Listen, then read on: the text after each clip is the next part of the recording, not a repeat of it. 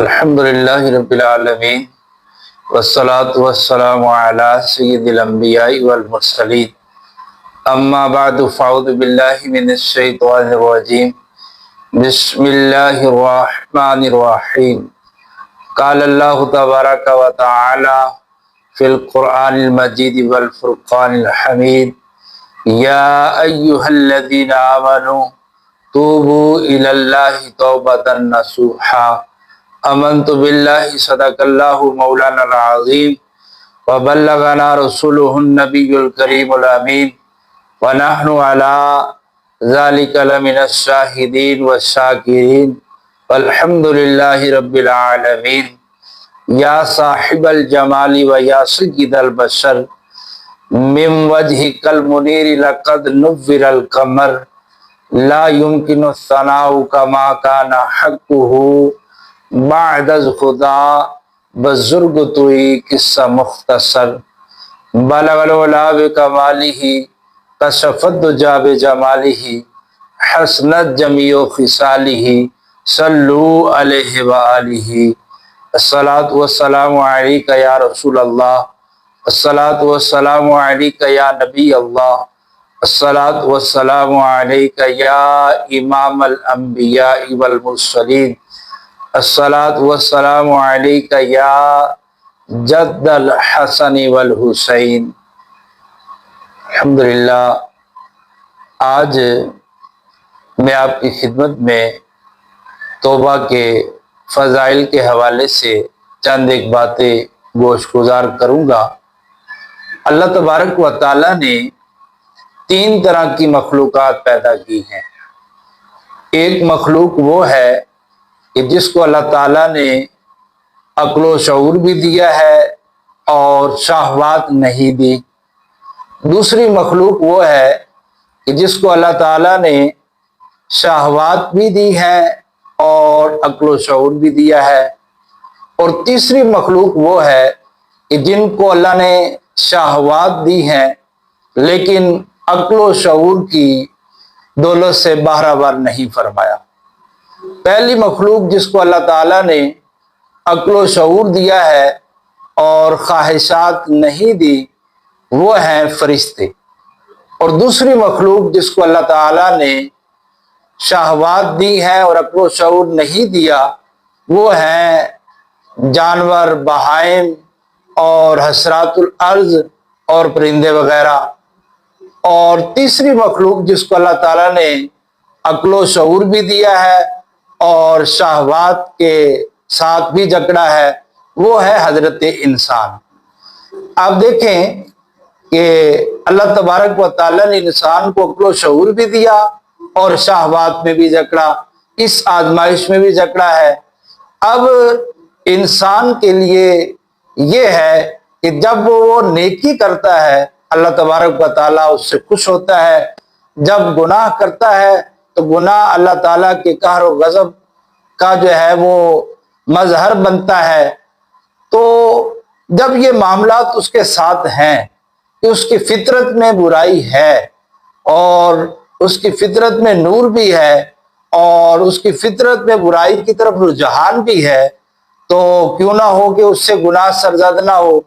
جب اس سے گناہ سرزد ہوتا ہے تو اللہ تبارک و تعالیٰ نے اس کے لیے ایک رستہ رکھا ہے کہ وہ اللہ کی بارگاہ میں آ جائے، اپنے رب کی بارگاہ میں آ کر اللہ کی بارگاہ میں آ کر توبہ کرے اور سر با سجود ہو جائے اور اپنے رب کی بارگاہ میں آ کر سر کو جھکا لے اور دعا کے لیے دست دراز کر دے، تو اللہ تبارک و تعالیٰ یہ نہیں دیکھتا کہ یہ بندہ کون ہے، بلکہ اللہ تبارک و تعالیٰ یہ دیکھتا ہے کہ یہ میرا بندہ تھا اور میری بارگاہ میں آ گیا ہے۔ اللہ تبارک و تعالیٰ اس بندے کے گناہ بخش دیتا ہے۔ آپ دیکھیں کہ اللہ تبارک و تعالیٰ کا ہم پر کتنا کرم ہے کہ جو صغیرہ گناہ ہے وہ تو ویسے ہی معاف ہو جاتے ہیں۔ جب ہم نماز پڑھتے ہیں، جب ہم وضو کرتے ہیں اور کوئی بھی نیک عمل کرتے ہیں، اللہ تبارک و تعالیٰ اس سے صغیرہ گناہ جو ہے معاف فرما دیتا ہے۔ اور جہاں تک گناہ کبیرہ کا تعلق ہے تو گناہ کبیرہ کے لیے ضروری ہے کہ اللہ کی بارگاہ میں توبہ اور استغفار کیا جائے۔ اور اسی بات کو اللہ تبارک و تعالیٰ نے قرآن پاک میں بیان فرمایا، یا ایھا الذین آمنوا توبوا الی اللہ توبۃ نصوحا، اے لوگو جو ایمان لائے ہو اللہ کی بارگاہ میں توبہ کرو، توبہ نصوح۔ اب توبہ نصوح ہے کیا؟ تو توبہ نصوح کے حوالے سے مفسرین کے 21-22 اقوال موجود ہیں۔ ان میں سے ایک قول حضرت معاذ بن جبر رضی اللہ تعالیٰ عنہ کا ہے۔ حضرت معاذ بن جبر رضی اللہ تعالیٰ عنہ سے روایت ہے کہ آقا کریم علیہ السلام کی بارگاہ میں ایک شخص حاضر ہوا اور اس نے عرض کی، یا رسول اللہ صلی اللہ تعالیٰ علیہ وسلم مت توبۃ النصوح، یا رسول اللہ صلی اللہ علیہ وسلم توبۃ النصوح کیا ہے؟ تو آقا کریم علیہ السلام نے ارشاد فرمایا، ان یندم العبد الذی اصاب علیہ فیعتذر، کہ بندہ جو ہے اللہ کی بارگاہ میں توبہ اور استغفار کرے اور معذرت کرے جو گناہ اس نے کیا ہے، تو پھر اس طرح توبہ کرے کہ اس کا توبہ سے ہٹنا ایسا ہو کہ جس طرح جانور کے تھنوں سے نکلا ہوا دودھ واپس نہیں پلٹ سکتا، اسی طرح وہ دوبارہ گناہ کی طرف نہ پلٹے۔ تو ارشاد فرمایا یہ توبہ تو نصوح ہے، اس طرح توبہ کرنا یہ پکی اور سچی جو ہے وہ توبہ کہلاتی ہے، اور اس کو توبہ تو نصوح کہا جاتا ہے۔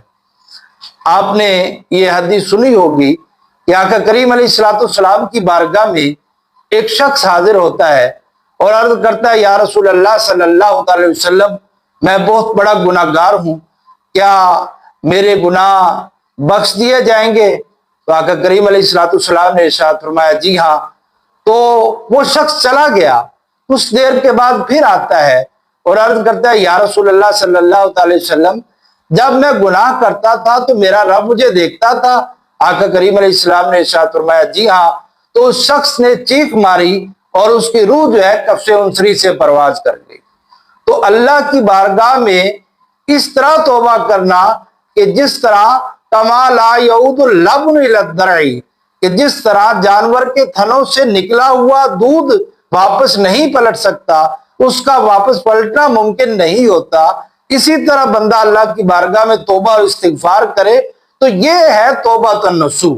اس کو بولتے ہیں پکی سچی توبہ کرنا۔ حضرت علی المرتضیٰ رضی اللہ تعالی عنہ کی خدمت میں ایک شخص آیا اور اس نے یہ عرض کی، استغفر اللہ الذی لا الہ الا ہو واتوب الیہ، کہ میں اللہ کی بارگاہ میں استغفار کرتا ہوں جس کے علاوہ کوئی معبود نہیں ہے، اور اسی کی بارگاہ کی طرف رجوع کرتا ہوں۔ تو حضرت علی المرتضیٰ رضی اللہ تعالیٰ نے اس شخص سے فرمایا کہ جھوٹوں والی توبہ نہ کر۔ اس نے عرض کی کہ جھوٹوں والی توبہ کیا ہوتی ہے؟ بلکہ ایک حدیث پاک میں ارشاد فرمایا گیا، التائب من الذنب کمن لا ذنب لہ والمستغفر من الذنب وہو مقیم علیہ کالمستہزی بربہ، کہ گناہوں سے توبہ کرنے والا شخص ایسا ہے کہ گویا کہ اس نے گناہ کیا ہی نہیں، اور گناہوں پر قائم رہ کر استغفار کرنے والا وہ ایسا ہے گویا کہ اپنے رب کے ساتھ مذاق کر رہا ہے۔ تو گناہوں سے پکی سچی توبہ یہ ہوتی ہے کہ دوبارہ اس گناہ کی طرف نہ لوٹا جائے۔ تو حضرت علی المرتضیٰ رضی اللہ تعالی نے فرمایا کہ سچوں والی توبہ کر، جھوٹوں والی نہ کر۔ تو اس شخص نے عرض کی کہ حضور آپ ارشاد فرما دیں کہ سچوں والی توبہ کیا ہے؟ تو آپ نے فرمایا کہ سچوں والی توبہ کے لیے چند ایک شرائط ہیں۔ ایک شرط آپ نے یہ ارشاد فرمائی کہ وہ بندہ اس گناہ پر نادم ہو جائے، بلکہ ایک حدیث پاک میں فرمایا گیا، حقیقت توبتی الندامہ، کہ توبہ کی حقیقت یہ ہے کہ ندامت اختیار کرنا، بندے کو پشیمانی ہو، تو یہ توبہ کی حقیقت ہے۔ اور دوسری بات آپ نے یہ بات ارشاد فرمائی کہ یہ بھی توبہ کے سچے ہونے کے لیے یہ بات بھی پائی جانا ضروری ہے کہ جو فرائض رہ گئے ہیں اس کی ادائیگی کی جائے۔ توبہ کرنے سے جو بندے کو جو عبادات رہ گئی ہیں، جو فرائض رہ گئے ہیں، اس کی تاخیر کا جو ہے گناہ ختم ہو جاتا ہے۔ لیکن ان عبادات کو، نماز ہے، روزے ہیں، یہ جتنی بھی جو فرائض عبادات ہیں رہ گئی ہیں، اس شخص کو ادا کرنا ہی ہوگی۔ اور تیسری بات، آپ نے یہ بات ارشاد فرمائی کہ اگر کسی سے جھگڑا ہوا تو اس سے معافی تلافی کی جائے۔ اور چوتھی بات جو ہے، حضرت علی المرتضیٰ رضی اللہ تعالی عنہ نے یہ بات ارشاد فرمائی کہ گناہوں سے توبہ کرے، اور اس طرح توبہ کرے کہ اس کا عزم مصمم ہو کہ دوبارہ میں اس گناہ کی طرف نہیں لوٹوں گا۔ تو فرمایا اگر تیری توبہ میں یہ باتیں موجود ہیں تو پھر تو پکی سچی توبہ کرنے والا ہے، اور اگر یہ باتیں تیری توبہ میں موجود نہیں ہے تو پھر تو پکی سچی توبہ کرنے والا نہیں ہے۔ تو یہ توبہ میں یہ باتوں کا اور ان باتوں کا ہونا جو ہے وہ ضروری ہے۔ آپ نے بنی اسرائیل کے ایک شخص کا واقعہ سنا ہوگا جو بخاری اور مسلم میں بھی ہے اور دیگر کتب سیاح میں بھی یہ واقعہ موجود ہے کہ ایک شخص تھا جس نے 99 یعنی 99 قتل کیے۔ اب قتل کرنے کے بعد اس شخص کے ذہن میں آتا ہے اور کہ میں نے اپنے نفس پر، اپنی جان پر ظلم کیا ہے، تو میری توبہ کا کوئی نہ کوئی حل تو ہونا چاہیے۔ تو اب وہ شخص ایک بہت بڑے راہب کے پاس گیا جو فقط عبادت گزار تھا، علم کی دولت سے مالا مال نہیں تھا۔ اس سے سوال پوچھا کہ میں نے 99 یعنی 99 قتل کر لیے ہیں، کیا میری توبہ قبول ہو سکتی ہے؟ تو اس نے کہا نہیں، اتنے بڑے گناہ، اتنے آپ نے قتل کر لیے، اتنا بڑا گناہ کر لیا، تیری توبہ قبول نہیں ہو سکتی۔ اس نے کہا کہ جب 99 قتل کرنے کے بعد بھی میری توبہ قبول نہیں ہو سکتی تو 99 کیا اور 100 کیا؟ اس نے اس کو بھی قتل کر دیا، تو 100 بندوں کو اس نے قتل کر دیا۔ اب پھر اس کے ذہن میں یہ خیال آیا کہ کیوں نہ میں اپنے گناہوں سے توبہ کر لوں۔ تو کسی شخص سے پوچھا تو اس نے بتایا کہ فلاں بستی میں اللہ کے کچھ نیک لوگ رہتے ہیں، تم ان کے پاس جاؤ، وہ تمہارا مسئلہ حل کر دیں گے۔ اب وہ شخص توبہ کے قصد اور ارادے سے چل پڑا۔ جب توبہ کے قصد اور ارادے سے چلا تو رستے میں اس کو موت آ گئی، کیونکہ موت کا وقت مقرر ہے، رستے میں اس شخص کو موت آ جاتی ہے۔ تو اب جنت اور جہنم دونوں کے فرشتے آ جاتے ہیں۔ جنت والے فرشتے یہ کہتے ہیں کہ یہ توبہ کرنے کی غرض سے چل پڑا تو اس کے لیے جنت ہونی چاہیے۔ جہنم والے فرشتے کہتے تھے نہیں، ابھی اس نے توبہ تو نہیں کی، ابھی تو ارادہ ہی کیا تھا، وہ وہاں تک پہنچا ہی نہیں تھا، تو لہٰذا ہم اس کی روح کو سجین میں، پرانے ٹاٹوں میں لپیٹ کر سجین میں ڈال دیتے ہیں۔ تب ان کا فرشتوں کا آپس میں تکرار ہوا۔ اللہ تعالیٰ نے ایک اور فرشتے کو بھیجا جو ان کے درمیان فیصلہ کرے کہ اس مسئلے کا حل کیا ہے۔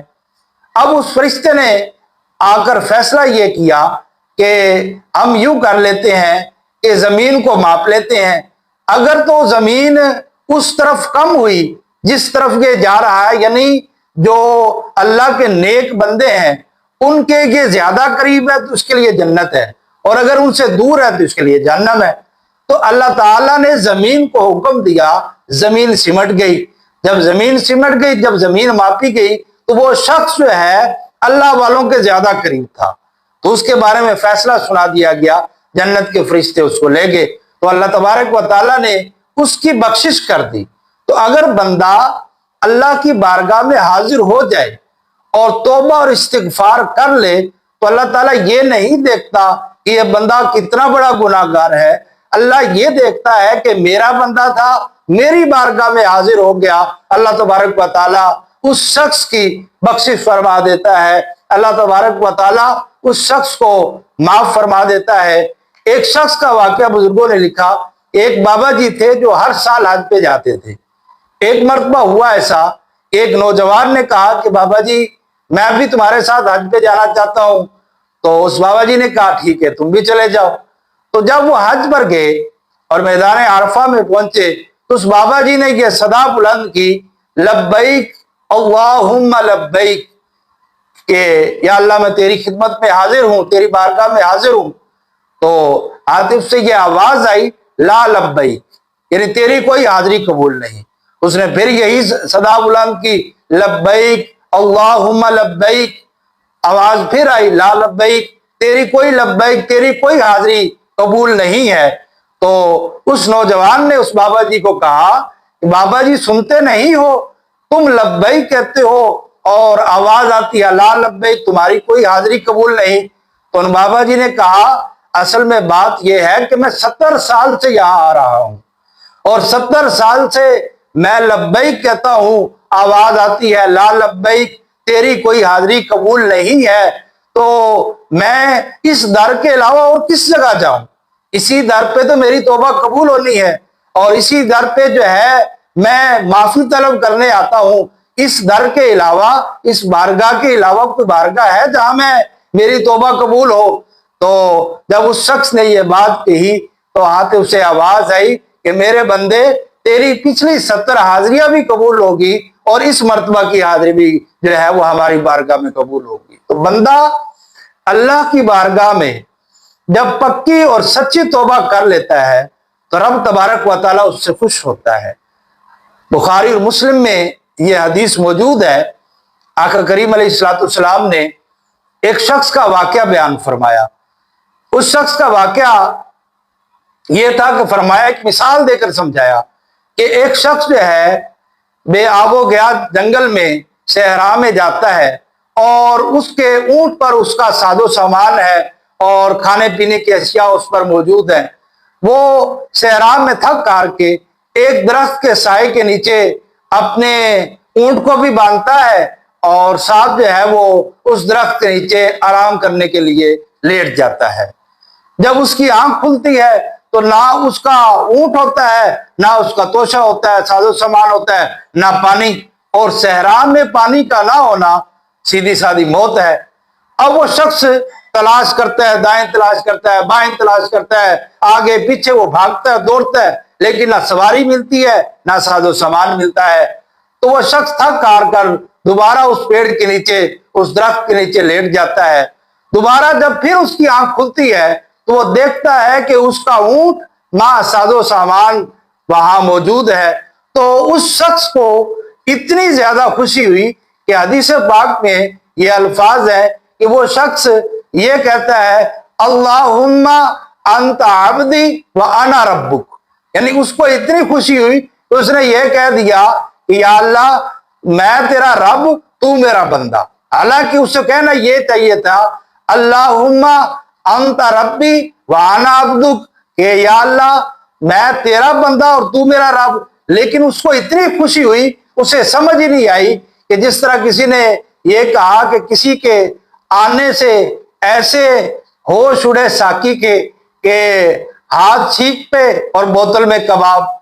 यानी हम इतने जो है खुश हुए कि परेशान नजर आए। यानी उसे समझ ही नहीं आई कि मैंने कहना क्या है। कहना तो यूं चाहिए था, लेकिन उसने ये कह दिया कि या अल्लाह, तू मेरा बंदा, मैं तेरा रब। तो इतनी उसको फरहत और इतनी खुशी हुई। तो सहाबाए किराम रिज़वान को रसूलुल्लाह सल्लल्लाहु अलैहि वसल्लम ने मुखातब करते हुए इरशाद फरमाया कि मेरे सहाबा बताओ कि वो शख्स कितना खुश हुआ होगा। तो सहाबाए किराम रिज़वान ने अर्ज की, या रसूलुल्लाह सल्लल्लाहु अलैहि वसल्लम, वो शख्स तो बहुत खुश हुआ होगा। तो आका करीम अलैहिस्सलाम ने इरशाद फरमाया, इससे बढ़कर रब जो है खुश होता है जब बंदा अल्लाह की बारगाह में तौबा और इस्तिगफार करता है, जब बंदा अल्लाह की बारगाह में सरबा सुजूद होता है, जब बंदा अपने आप को अल्लाह की बारगाह में झुका लेता है, तो अल्लाह तबारक व तआला इस शख्स से भी ज्यादा जो है वो खुश होता है। और अब आप देखें कि अल्लाह तबारक व तआला की बारगाह में अगर कोई शख्स, आका करीम अलैहिस्सलाम ने इरशाद फरमाया कि 2 कतरे कभी भी जाया नहीं जाते। एक कतरा तो अल्लाह के खौफ से रोने वाला आंसू का कतरा, और दूसरा वो कतरा के जो अल्लाह की राह में जो है शहादत के वक्त बहे। तो इरशाद फरमाया कि 2 कतरे कभी भी रायगा नहीं जाते।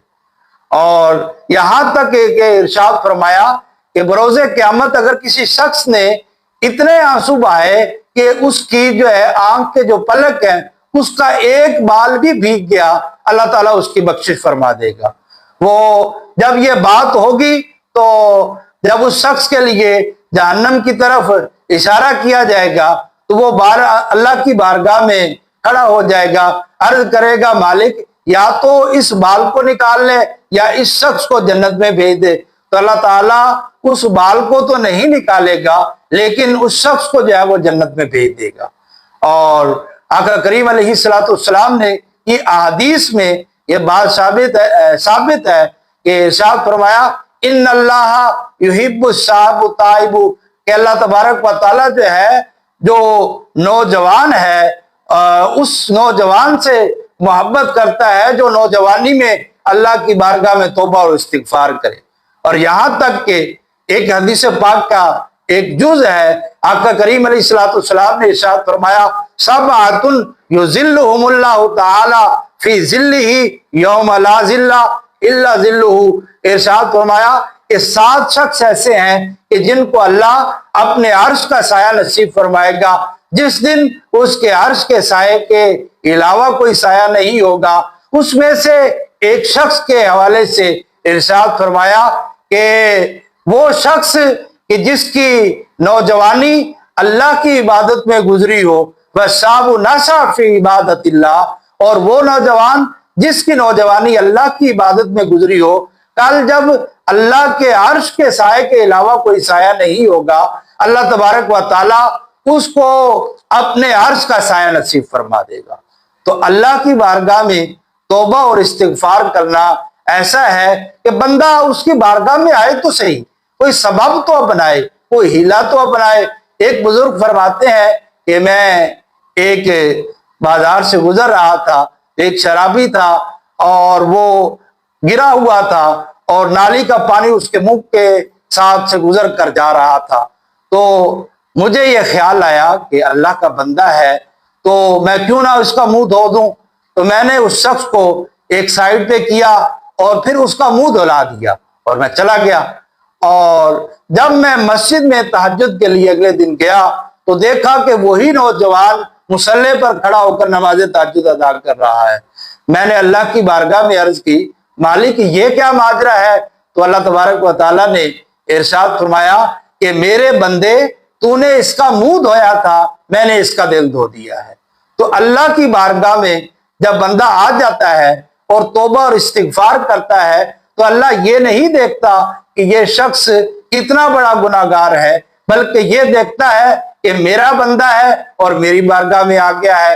تو بندے کو اللہ کی بارگاہ میں توبہ اور استغفار کرنی چاہیے، اللہ کے نیک بندوں کے واسطے سے توبہ اور استغفار کرنی چاہیے، تو اس کی وجہ سے اللہ تبارک و تعالیٰ اس شخص کی توبہ جلد قبول فرما لیتا ہے۔ حضرت سیدنا حسن بصری رضی اللہ تعالیٰ عنہ کے بارے میں کس شخص نے نہیں سنا ہوگا؟ اپنی توبہ سے قبل کا ایک واقعہ بیان کرتے ہیں جس کی وجہ سے آپ نے توبہ کی۔ تو آپ فرماتے ہیں کہ میں بڑا ایک امیر کبیر شخص تھا، ہوا یوں کہ میں لوگوں کی مدد بھی کیا کرتا تھا، مسکینوں کا غریبوں کا خیال رکھا کرتا تھا۔ تو ایک مرتبہ میں ایک بازار سے گزرا تو میری نظر جو ہے کہ ایسی عورت پر پڑی کہ وہ اتنی خوبصورت تھی کہ جس طرح چاند ہے، تو میں اس کی طرف جو ہے ٹکٹکی باندھ کر دیکھنے لگا۔ تو اس عورت نے جو ہے ایک مرتبہ تو خاموش ہوئی، جب دوبارہ میں نے دیکھا تو اس عورت نے مجھے کہا کہ اما تستحی، کیا تجھے حیا نہیں آتی؟ تو میں نے پوچھا ممن، کس سے میں حیا کروں، کس سے حیا کے حوالے سے تم مجھے کہہ رہی ہو؟ تو اس نے آگے مجھے یہ کہا کہ میں یعلم خائنۃ اعین وما تخفی الصدور، کہ کیا اس ذات سے تو حیا نہیں کرتا کہ جو دلوں کے بھیدوں کو جاننے والی ہے اور جو آنکھوں کی جو ہے چیزوں کو جاننے والی ہے اور جو دلوں پہ جو بھید ہے، راز ہے، اس کو جاننے والی ہے، تو جو آنکھوں کی خیانت کو جاننے والی ہے، کیا تو اس ذات سے جو ہے وہ حیا نہیں کرتا؟ بات تو اس کی بہت بڑی تھی لیکن مجھ پر اس کا کوئی اثر نہیں ہوا، میں پھر بھی اس کی طرف دیکھے جا رہا تھا۔ اس عورت نے مجھے یہ کہا کہ تجھے کیا چیز چاہیے، تجھے کون سی چیز اچھی لگی ہے؟ تو میں نے کہا کہ تیری آنکھیں جو ہے وہ مجھے اچھی لگی ہیں۔ تو میں نے جو ہے یہ جب بات کہی، اس نے کہا تم رکو، شاید میں تمہارا مطلوب پورا کر دوں۔ تو وہ عورت اندر گئی. کچھ ہی دیر کے بعد جو ہے ایک خادمہ تھی, اس کے ہاتھ میں ایک تشت تھا اور اوپر کپڑا ڈالا ہوا تھا. اس نے میری طرف بڑھایا. جب میں نے وہ کپڑا اٹھایا تو اس میں اس کی آنکھیں تھی اور ساتھ یہ شعر لکھا ہوا تھا کہ لا ارید عینن تفتتن بسببھا احدا, کہ میں ایسی آنکھوں کو نہیں چاہتی جس کی وجہ سے کوئی بندہ مومن فتنے میں مبتلا ہو جائے. مجھے ایسی آنکھوں کی ضرورت نہیں ہے. حضرت سیدنا حسن بصری رضی اللہ تعالیٰ کہتے ہیں کہ اس کی اس بات نے مجھے جو ہے توبہ کی طرف راغب کر دیا. میں ساری رات روتا رہا, اللہ کی بارگاہ میں توبہ اور استغفار کیا اور اللہ کی بارگاہ میں پکی اور سچی توبہ کر لی. اب صبح کا جب سفیدہ طلوع ہوا, میرے ذہن میں خیال آیا کہ جس نے اپنی آنکھیں پیش کی ہیں میں اس کا تو پتہ کروں کہ وہ کس حال میں, اور اس سے میں معافی طلب کروں. جب میں اس کے گھر کے پاس دیکھا تو اس کا جنازہ نکل رہا تھا. مجھے اور پشیمانی ہوئی, میں اور زاروں کی طرح رویا. اللہ کی بارگاہ میں توبہ اور استغفار میں نے کیا. تو اس کے بعد اس عورت کو میں نے خواب میں دیکھا اور میں نے اسے پوچھا کہ تم مجھے جو ہے کچھ وصیت کر دو. تو اس عورت نے مجھے یہ وصیت کی, اذا خلوت فاذکر اللہ, جب تو خلوت میں ہو اور تنہا ہو, جدائی میں ہو تو اللہ کا ذکر کرو. وَإِذَا أَصْبَحْتَ وَأَمْسَيْتَ فَاسْتَغْفِرِ اللَّهِ, اور جب تم صبح کرو اور شام کرو تو اللہ کی بارگاہ میں استغفار کرو. تو اس کے اس ایک بات نے مجھے جو ہے وہ تبدیل کر دیا اور مجھے راہ راست پر جو ہے اس کی یہ بات لے کر آ گئی, اور اس کی وجہ سے آج وہی امام حسن بصری رضی اللہ تعالیٰ عنہ جو ہے امام اور مقتدا بنے. تو توبہ کرنے کے لیے, کیونکہ اللہ کی رحمت جو ہے بہانے ڈھونڈتی ہے, رحمت خدا بہانہ می جوید, اللہ کی رحمت بہانے ڈھونڈتی ہے. کوئی بندہ اس کی بارگاہ میں آئے تو صحیح, استغفار کرے تو صحیح, توبہ کے لیے اپنی جو ہے جبی کو جو ہے جھکائے تو صحیح. ہم تو مائل بکرم ہیں, کوئی سائل ہی نہیں, راہ دکھلائیں کسے, راہ رب منزل ہی نہیں. اس کی رحمت جو ہے آوازیں دے رہی ہے. ہم ہی بھٹکے ہوئے ہیں اور ہم ہی اپنے آپ کو جدا کر رہے ہیں اور ہم ہی جو ہے اس سے دور ہو رہے ہیں. وہ تو ارشاد فرما رہا ہے, یا ایھا الانسان ما غرک بربک الکریم الذی خلقک فسواک فعدلک فی ای صورت ما شاء رکبک, کہ اے انسان تجھے کریم رب سے کس نے جو ہے دھوکے میں ڈال دیا ہے. وہ کریم رب کہ جس نے تجھے پیدا کیا, پھر تیرے اعضاء کو جو ہے وہ توازن دیا اور تیری پھر جو ہے وہ اچھی صورت بنائی. وہ رب جو ہے تجھے پکار رہا ہے, وہ رب تجھے بلا رہا ہے. اس کی بارگاہ میں آ جاؤ, توبہ اور استغفار کر لو, اور پھر رب یہ نہیں دیکھے گا کہ یہ بندہ کتنا بڑا گناہ گار ہے. رب تبارک و تعالیٰ یہ دیکھے گا کہ میرا بندہ ہے اور میری بارگاہ میں آ گیا ہے. اللہ تبارک و تعالیٰ اس بندے کے سارے گناہ بخش دے گا. اللہ تبارک و تعالیٰ پھر اس بندے کی ساری خطائیں جو ہے وہ معاف فرما دے گا. کیونکہ جب بندہ گناہ کرتا ہے تو 4 گواہ جو ہے اس پر قائم ہو جاتے ہیں. ایک تو زمین گواہ بن جاتی ہے, یومئذ تحدث اخبارہا, کہ بروز قیامت جو ہے زمین خبریں دے گی. اور پھر جو دوسرا جو ہے جو گواہ اس پر قائم ہوتے ہیں وہ اذا الصحف نشرت, وہ صحیفے کہ جس پر جو ہے وہ گناہ لکھے جاتے ہیں اس پر جو ہے وہ بھی گواہ قائم ہو جاتے ہیں. اور تیسرا جو ہے کرامن کاتبین, فرشتے جو ہے کرامن کاتبین یعلمون ما تفعلون, وہ فرشتے بھی جو ہے اس پر گواہ جو ہے قائم ہو جاتے ہیں. اور پھر اعضائے بدنیہ بندے کے جو ہے ان گناہوں پر جو ہے گواہ ہو جاتے ہیں, جس پر قرآن پاک میں ارشاد فرمایا گیا الیوم نختم بافواہہم, آج کے دن ہم مہر لگا دیں گے ان پہ جو ہے منہوں پر, پھر ان کے اعضائے بدنیہ کلام کریں گے. تو 4 گواہ قائم ہو جاتے جب بندہ گناہ کرتا ہے.